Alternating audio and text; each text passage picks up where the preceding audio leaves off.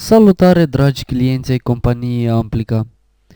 Astăzi am să prezint un tutorial cum să verificați disponibilitatea domeniului Directory.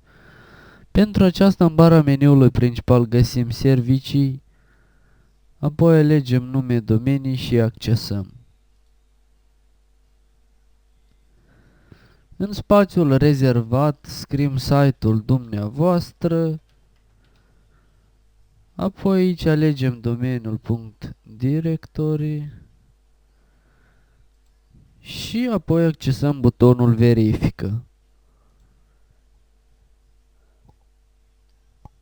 După cum vedeți și dumneavoastră că domeniul Directory pentru site-ul dumneavoastră este disponibil.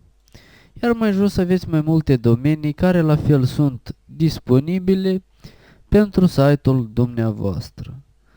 Vă mulțumim pentru vizionare. La revedere!